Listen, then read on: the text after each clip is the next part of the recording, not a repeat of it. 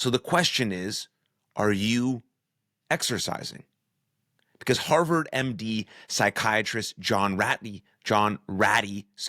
put it brilliantly in his great book, Spark, which is all about the science of how exercise changes our brain. He tells us that exercising is like taking a little bit of Prozac and a little bit of Ritalin because, like the drugs, exercise elevates these neurotransmitters.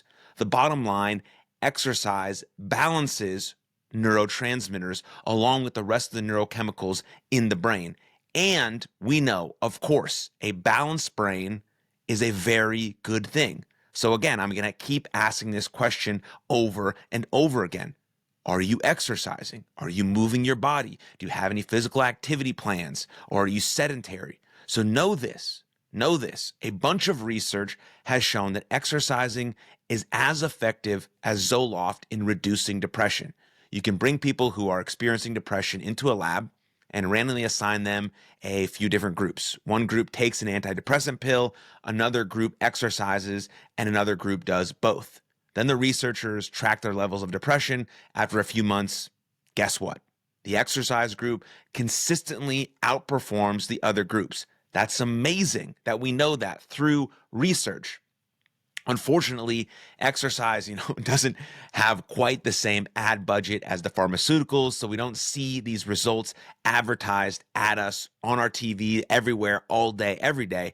And equally unfortunate, that's why I'm trying to share this information, for some weird reason, exercise isn't the first thing prescribed by therapists. It absolutely should be, right? We should be thinking about eating well, moving well, sleeping well, and thinking well. We have to get really good at being great at the fundamentals. We have to be brilliant at the basics of eating well, moving well, sleeping well, and thinking well. And here in this episode, we're talking about moving well. So again, I'll ask you, are you exercising? I'm hoping in this episode to give you the actual research that backs up why you should exercise and then give you the tools so you can go out and start exercising because you know it's good for you. It's not a punishment. It's something that's going to uplift you and enrich your life. And so back to Tal Ben-Shahar to share his wisdom in a different way that maybe will encourage you to start moving your body and honoring your body. When you choose not to exercise on any given day, it's as if we're popping a depression pill. It's as if we're popping a depressant pill.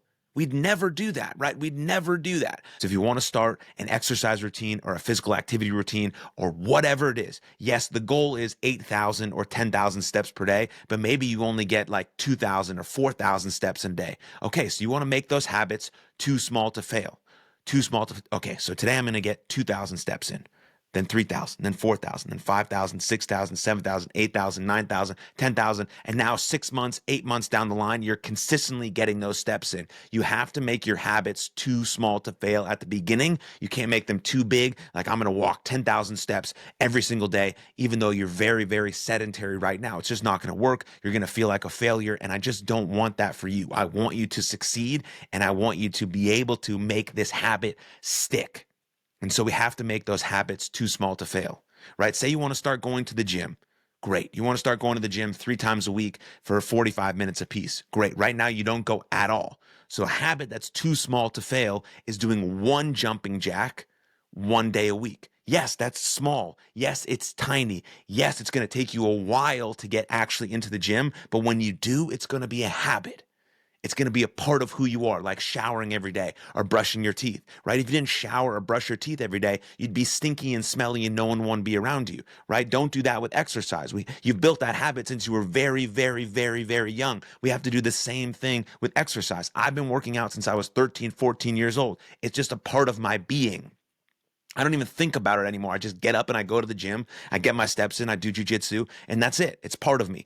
You can do the same, but first you have to make those habits too small to fail. So my goal is to do 1 jumping jack 1 day a week. Okay. Then the next week is 2 jumping jacks. The next week is 3 and 4 and 5. Yes, you're building on top of each other. You're stacking because you have a long-term vision of your life and where you could be. right? If you want to really be the most healthy, fulfilled, best version of yourself, exercise has to be a part of that. But you also have to have these habits stick. So you're not just starting over and starting over and starting over. Every New Year's resolution, you're starting over. No, you're making these habits too small to fail. I'm going to do one jumping jack one time a week, and I'm going to incrementally build from there. And then you could also do if this then statements, like an algorithm. If I brush my teeth, then I do a jumping jack. If I brush my teeth, then I do a squat. If I take a shower, then I do a squat. If I go to the bathroom, then I do a push-up, right? You can add those algorithms into your life, or you say every 90 minutes, I get up and move, right? If I work for 90 minutes, then I get up and move. If I sit for 2 hours, then I get up and move, right? You can add all sorts of if this, then what. They're called algorithms, or I forgot the other word for them, but we'll just say they're algorithms. Implementation intentions, excuse me, that's what it is. Came to me right there. Implementation intentions. I just like to call them algorithms because it allows our life to run on a rhythm. So you can do that. If this, then what? Then you also want to make your major habit that you really want to stick. You make that too small to fail. And then you combine those things. And over 6 months, 8 months, 10 months, 12 months, a year, you are a person who regularly moves their body. You are a person who honors their body. You are a person who exercises. And that's the person you are capable of becoming. And that's the person I know you can become. Thank you very much for tuning in to that clip. If you enjoyed it, then you'll love the full-length episode right here. Right here. Click it. Go ahead.